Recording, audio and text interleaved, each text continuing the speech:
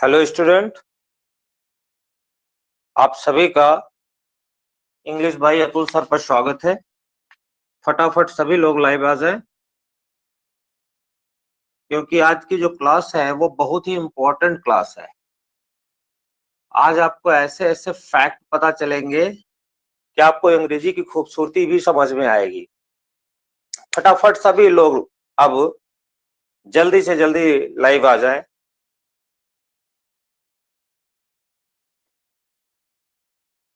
राधे राधे नीरज, जिद्दी हेलो, फटाफट सभी लोग लाइव आए।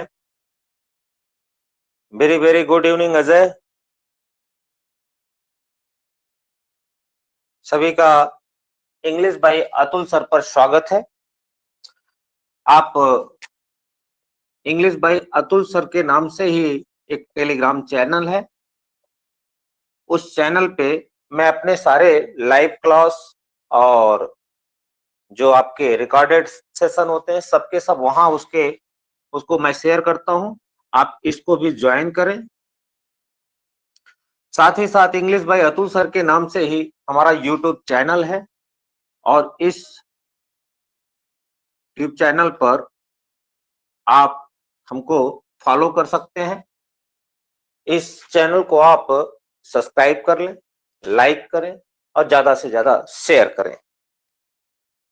चलिए, आज का जो सेशन है वो थोड़ा छोटा होने वाला है, लेकिन आज का सेशन जो है वो बड़ा स्ट्रांग भी होने वाला है।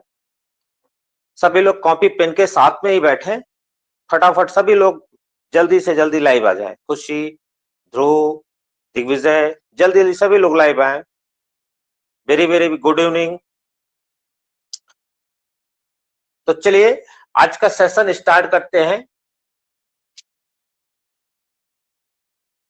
चलिए, आज का पहला क्वेश्चन बिना देरी किए हुए, क्योंकि इस ठंड के रात में जब आप पढ़ने के उद्देश्य से बैठे हैं तो आपका बिल्कुल समय नष्ट नहीं होना चाहिए। शाबाश, आप सभी को एक अच्छे डेडिकेशन के साथ में आगे बढ़ रहे हैं। चलिए, आज का पहला क्वेश्चन आपका आया है, आई लाइक ईटिंग फिश।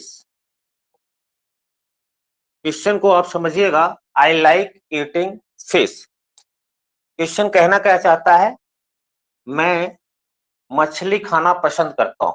इस ईटिंग का आपको पार्ट्स ऑफ स्पीच बताना है। आपका पार्ट्स ऑफ स्पीच का जो ऑप्शन है वो है जीरंड, सेकेंड आपका एडवर्ब, थर्ड आपका ऑप्शन है सब्जेक्ट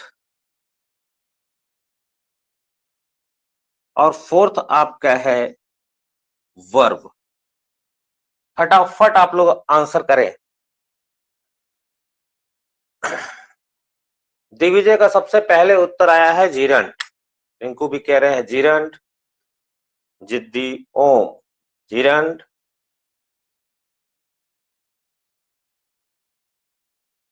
एक ऑप्शन और बढ़ा देते हैं,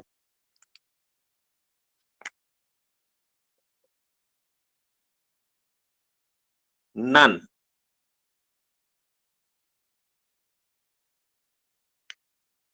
एक ऑप्शन हमने बढ़ा दिया, जीरंड, एडवर्ब, सब्जेक्ट और वर्ब के बाद एक ऑप्शन और मैंने बढ़ाया नन के। इस पर भी आप लोग विचार कर लीजिए। बिल्कुल, अनमोल, खुशबू, जिद्दी, खुशबू जीरंड का मतलब आज सब कुछ जान जाएंगे। चलिए, अब कुछ चीजें मैं आपको फिर से क्वेश्चन को स्पष्ट करता हूं। आई लाइक ईटिंग फिश, मैं मछली खाना पसंद करता हूं। मैंने अभी एक ऑप्शन बढ़ाया नन। एक ऑप्शन, एक विकल्प आपका होता है कि जब किसी नाउन के पहले कोई शब्द आता है तो वह भी कुछ कार्य करता है। अजय ने कहा कि चलिए सब कुछ, आज जो कुछ यहाँ है सब पर विचार करते हैं। अनमोल का उत्तर तुरंत चेंज हो गया, प्रिंस का उत्तर चेंज हो गया। चलिए जानते हैं क्या होगा। तो सबसे पहले हम एक मेथड होता है, method of elimination. Method of elimination का मतलब होता है कि जितने भी ऑप्शन है जिसमें क्या नहीं हो सकता उस पर हम लोग पहले विचार करते हैं। तो इसमें सबसे पहले तो सब्जेक्ट आपको दिखाई पड़ रहा है, सब्जेक्ट तो नहीं हो सकता, इस पर तो आप 100% कह सकते हैं, तो सब्जेक्ट का ऑप्शन काट दीजिए। फिर आ जाते हैं एडवर्ब पर। एडवर्ब भी ये नहीं हो सकता क्योंकि वर्ब को डिफाइन करने वाला जो शब्द होता है उससे हम एडवर्ब कहते हैं, ये डिफाइन नहीं कर रहा है, तो एडवर्ब भी नहीं होगा। बचा क्या? जीरंड और वर्ब, दोनों पे अब विचार करते हैं और इस पर विचार करते हैं क्योंकि मैंने लास्ट में ये क्वेश्चन पर थोड़ा सा टेस्ट दिया था। तीनों ऑप्शन पर विचार करते हैं। तो आपको मैंने बेसिक क्लास में एक बार बताया है कि किसी भी वर्ब की आईएनजी के फॉर्म के पहले अगर इज, एम, आर, वाज या वर, विल बी, शैल बी, अगर किसी भी वर्ब के पहले आईएनजी फॉर्म के पहले अगर ये आ रहे हैं तभी यह वर्ब माना जाएगा, अन्यथा किसी भी स्थिति में यह वर्ब नहीं माना जाएगा। तो यह वर्ब भी नहीं है क्योंकि इसके पहले न इज आया है, न एम आया है, न आर आया है, न वाज आया है, न वर आया है, विल बी और शैल भी इसमें नहीं आया है, तो यह वर्ब भी नहीं हो सकता। बचा दो ऑप्शन आपका, पहला ऑप्शन और लास्ट ऑप्शन। पहला ऑप्शन यहां ध्यान रखेंगे कि ये आपका सब्जेक्ट है जो कि प्रोनाउन है, ये आपका वर्ब है और ये आपका ऑब्जेक्ट है, और ऑब्जेक्ट के बाद एक ऑब्जेक्ट और है। कुछ लोग इसको एडजेक्टिव भी समझ सकते हैं क्योंकि नाउन के पहले आया है। क्या हो सकता है, दोनों चीजें आज क्लियर करेंगे। Is that clear? अब आपको समझ में आया क्वेश्चन में हमने कॉन्सेप्ट क्या समझाने का प्रयास किया है कि जीरंड और एडजेक्टिव का अंतर।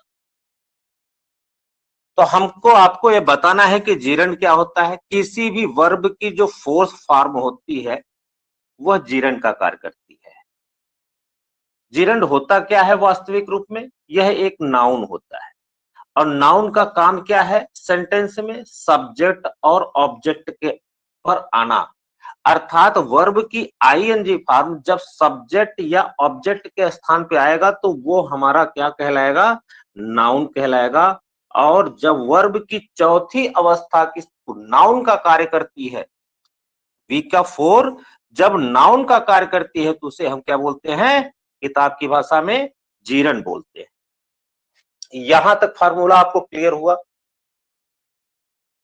अब जीरंड को आपको समझ में आ गया। जीरंड क्या होता है? जीरंड कुछ भी नहीं होता है, ध्यान रखें किताब की भाषा है, बहुत ही नॉर्मल तरीके से इसको आप समझिए कि किसी भी वर्ब की चौथी अवस्था जीरंड कहलाती है। जीरंड का काम क्या होता है? एज ए नाउन होता है। नाउन कहां आता है सेंटेंस में? सब्जेक्ट या ऑब्जेक्ट के स्थान पे, अर्थात किसी भी वर्ब की चौथी अवस्था जब सब्जेक्ट के स्थान पर या ऑब्जेक्ट के स्थान पे आएगा तो वो क्या कहलाएगा? जीरंड कहलाएगा। तो ध्यान यहां रखना है, एक कॉन्सेप्ट तो ये हो गया कि यह जीरंड हो सकता है। दूसरा एक कॉन्सेप्ट और है कि किसी भी नाउन के पहले अगर किसी की भी ताकत है आने की तो वो एडजेक्टिव की है। यहां एक नाउन है, नाउन के पहले आया है तो आप इसे एडजेक्टिव भी कह सकते थे, लेकिन कुछ लोगों ने कहा, कुछ लोगों ने नहीं कहा। जैसे आपने कहा पेन, पेन के पहले आपने रेड लिखा, आप तुरंत कह देते हो ये एडजेक्टिव है। मैंने कहा ब्लैक शर्ट, तो आप तुरंत नाउन के पहले आया है, ब्लैक हमारा एडजेक्टिव हो जाता है। तो यहां फिश के पहले था, ये आपका एडजेक्टिव था। एडजेक्टिव आप मान सकते थे, लेकिन ध्यान रहे कि पहला कॉन्सेप्ट हमारा क्या है? पहला कॉन्सेप्ट है सब्जेक्ट, वर्ब और ऑब्जेक्ट का।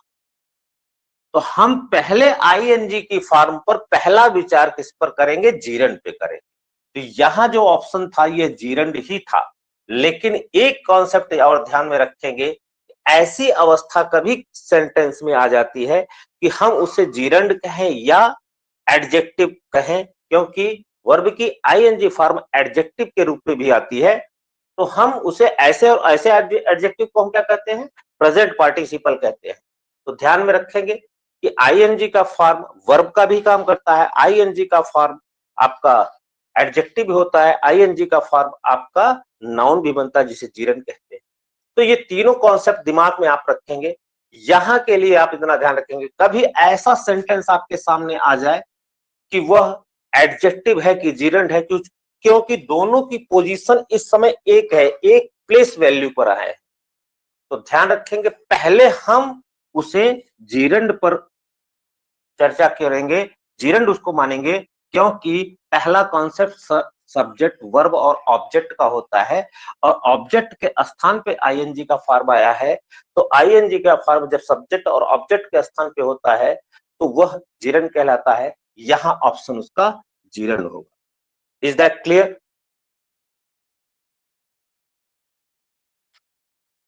क्लियर हुई बात?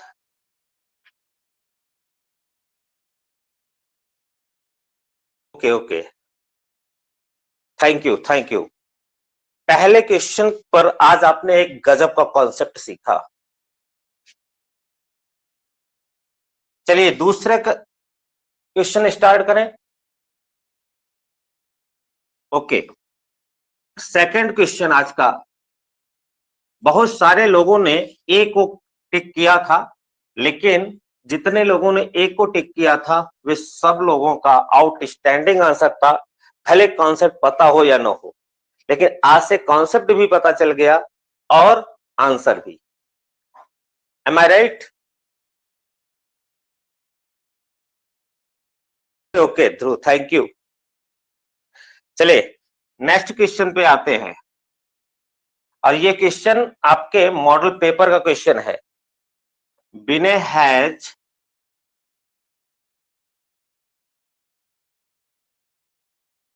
ग्रेट अफेक्शन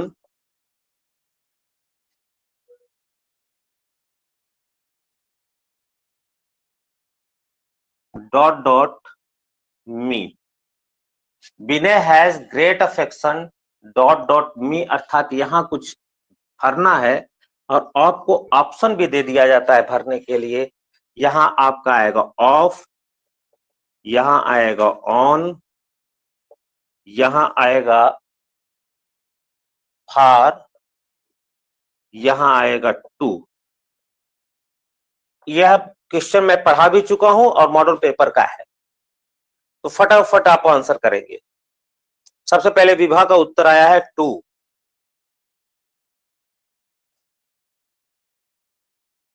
टू, बहुत लोग टू को आंसर कर रहे हैं।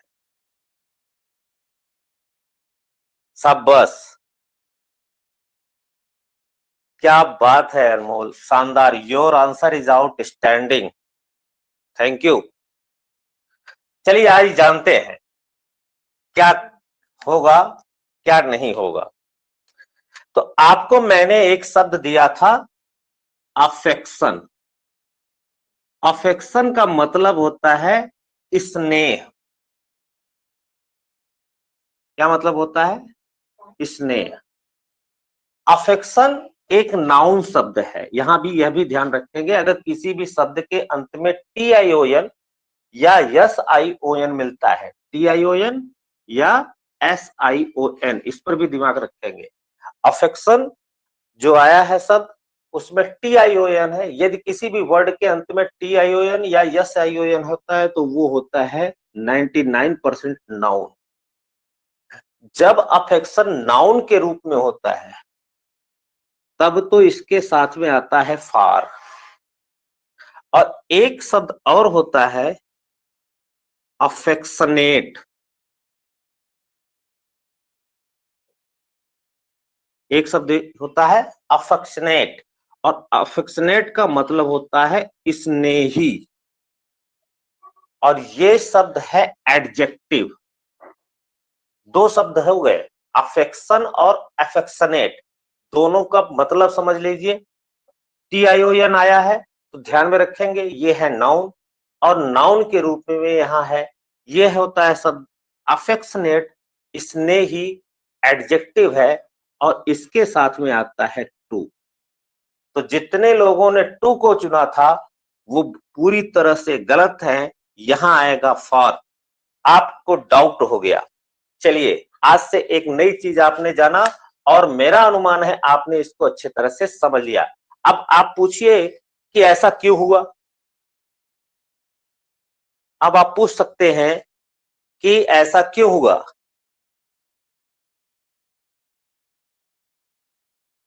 बेटा इसलिए हुआ कि अंग्रेजी में ऐसा ही होता है, ठीक। अफेक्शन के साथ में आप क्या यूज करेंगे, टू, और अफेक्शनेट का मतलब क्या होता है, एडजेक्टिव होता है और इसके साथ में आएगा टू और इसके साथ में आएगा फॉर।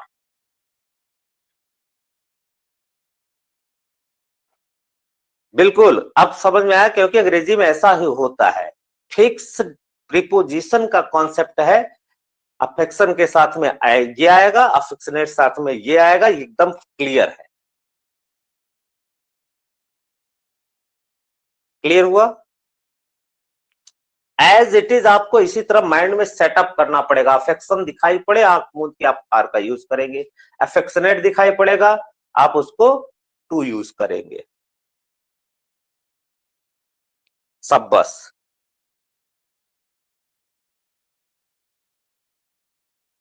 अब अगर एक क्वेश्चन में यहां पे लिख दूं, I am affectionate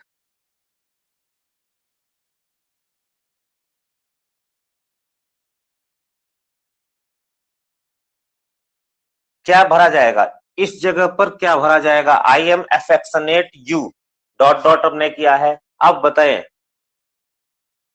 affectionate,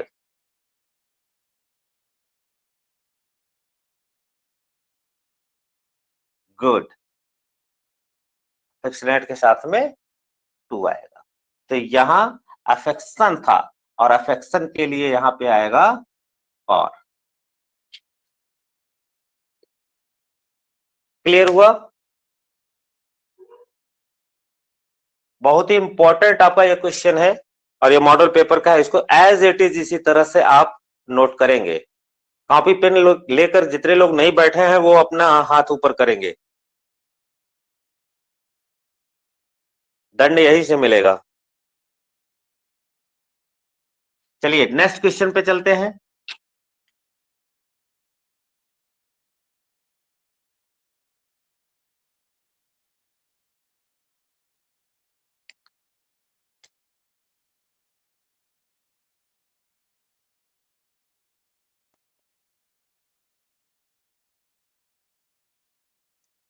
question है कि Vartika is endowed dot dot many great qualities.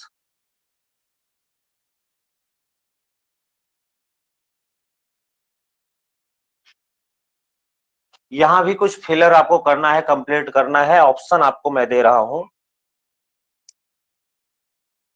आप लिखेंगे ऑप्शन इसका फॉर फर्स्ट, सेकंड आप लिखेंगे इन, थर्ड आप लिखेंगे टू, फोर्थ आप लिखेंगे विथ। बहुत ही प्यारा शब्द है ये, आपका जो शब्द है ये आपके सवाल की गुत्थी भी है और ये बड़ा प्यारा सा शब्द है। ये कई बार आपको शब्द मिलेगा अभी एग्जाम में।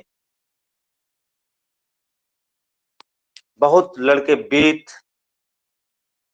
ध्रुव का बीत, जिद्दी का बीत, खुशबू का भी बीत, शाबाश शाबाश, सभी लोग, प्रिंस का भी बीत, गुड। चलिए, एंडोड का मतलब क्या होता है, एंडोड का मतलब होता है गिफ्टेड, अर्थात जब किसी कोई क्वालिटी से वो मजबूत हो, आप ऐसा कह सकते हैं कि उसे प्रभु ने यह क्वालिटी से भर दिया है, ऐसा आप कह सकते हैं, तो गिफ्टेड होता है। और गिफ्ट इस शब्द के साथ में जो प्रीपोजिशन आता है वो आता है विथ। यहां एक बात आपको क्लियर करनी होगी कि एंडोड का मतलब क्या है, गिफ्टेड। अब यहां एंडोड की जगह ये गिफ्टेड लिखा होगा तब भी आप क्या यूज करेंगे उसके साथ में, विथ का ही प्रयोग करेंगे। दोनों शब्द आपके लिए बहुत ही इंपॉर्टेंट।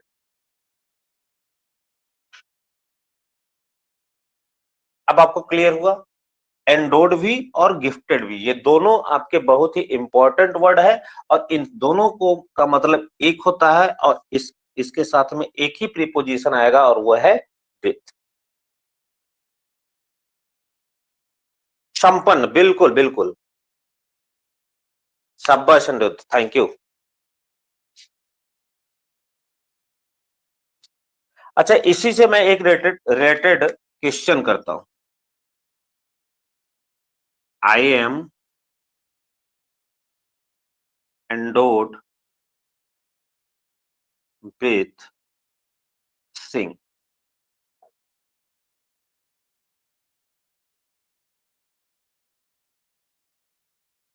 आप बताएंगे कि कौन से पार्ट में एरर है। I am endowed with sing, no error.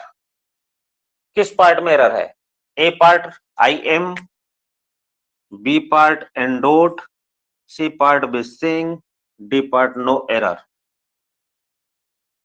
फटाफट आंसर करेंगे। डी। कुछ लोगों का डी उत्तर आ रहा है। रुक आया सी। सी में क्या करेक्शन है बेटा, जल्दी बताइए। बहुत लोग कमेंट नहीं कर रहे हैं। वरुण नो एरर, कर्नल का डी, प्रिंस का डी, अजय का भी डी, शाबाश भैया। इसमें ध्यान रखेंगे, आपका आई एम एंडोड विथ यहां तक तो बिल्कुल सही था, इसमें तो कोई दिक्कत ही नहीं है। दिक्कत यहां थी, अर्थात सिंग यहां नहीं होगा, सी पार्ट में गलत है। क्योंकि हमने आपको बताया है कि प्रीपोजिशन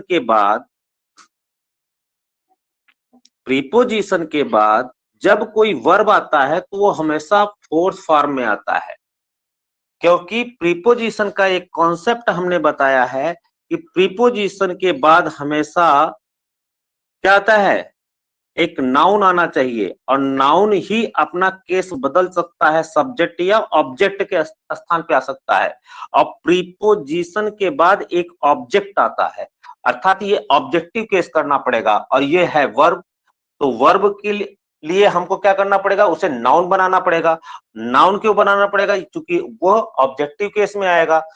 इसलिए वर्ब का जब भी नाउन होता है तो वो जीरंड कहलाता है। यहां आपका आएगा singing. I am endowed with singing. मैंने आपको बताया after coming, before going, thanks for coming, अर्थात वर्ब के बाद हमेशा वर्ब की आईएनजी फॉर्म आती। क्लियर? मन में आपके डाउट आए तुरंत आप पूछें। अब आप ये डी जो लगा के रख रहे थे, आपको एरर मिली कि नहीं मिली?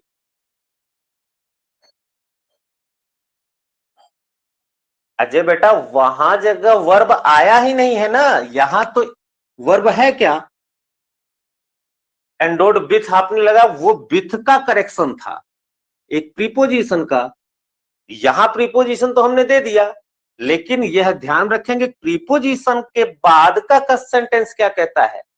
प्रीपोजिशन के बाद हमेशा वर्ब की फोर्थ फॉर्म आती है। क्यों? क्योंकि एक नाउन की आवश्यकता होती है, और वर्ब को अगर नाउन में कन्वर्ट करना पड़ता है तो उसे जीरंड बनाना पड़ेगा, और जीरंड हमेशा आईएनजी फॉर्म बनती है। फिर हुआ।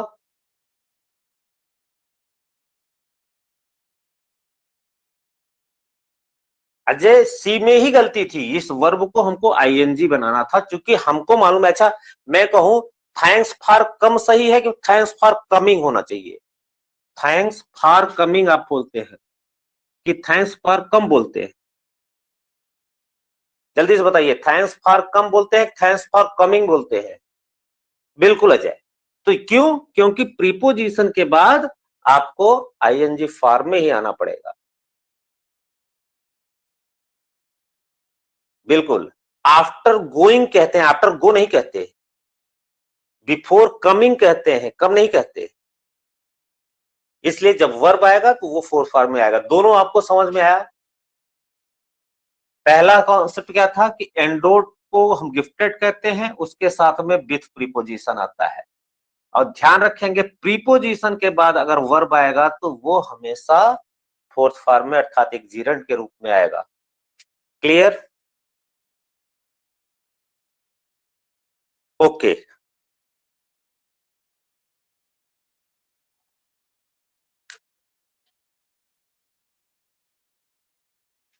चलिए नेक्स्ट क्वेश्चन में चलते हैं।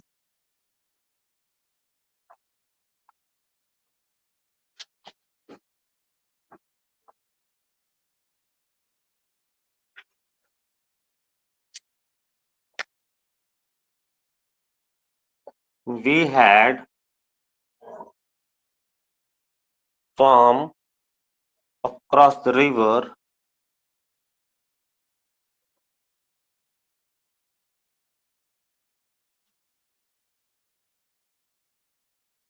before the sunset.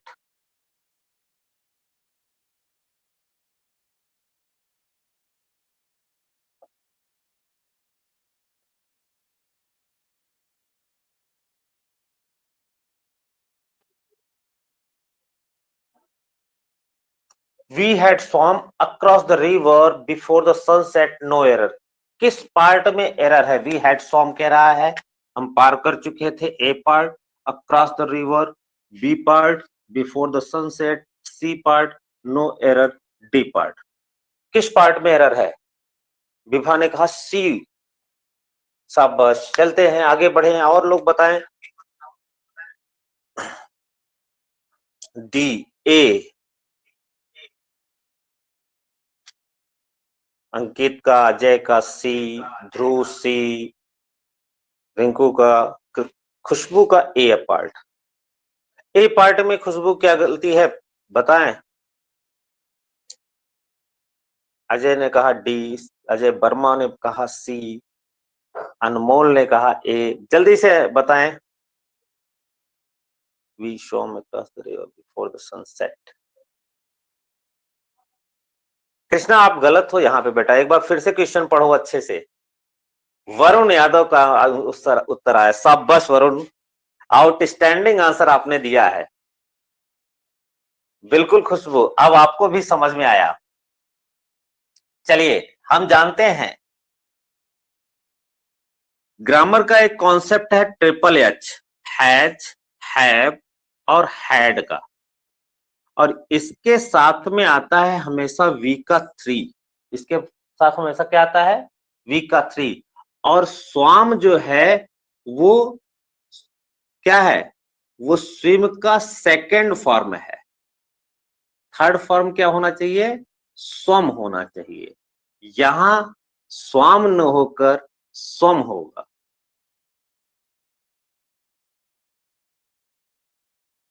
कितनी बारीकी से आपको एग्जामिनर ने फंसा लिया।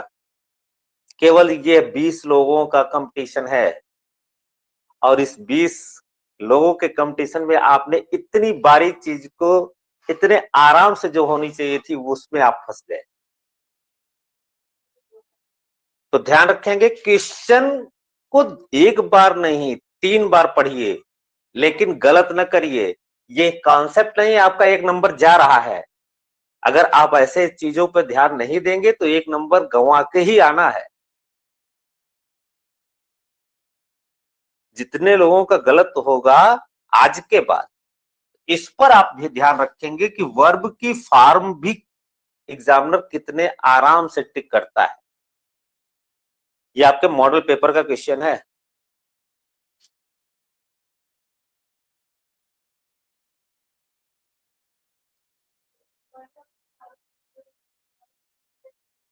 चलिए अब हम अगले क्वेश्चन की ओर चलें।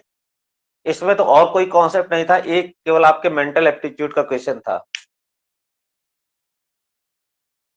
ट्रिपल एच का फार्मूला हमेशा दिमाग में रखेंगे। ट्रिपल एच मतलब वी का 3। 2 कंडीशन हमने बताई है ट्रिपल एच के।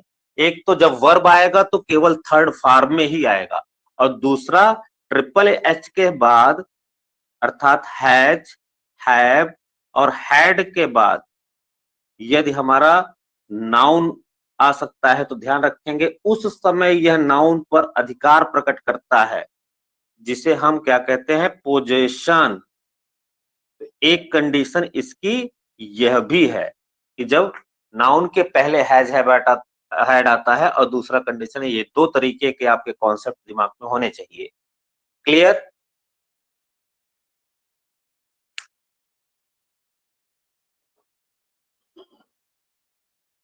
क्लियर?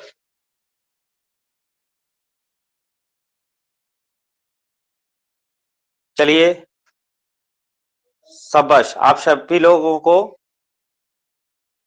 क्लास कैसी लग रही है, फटाफट बताएं।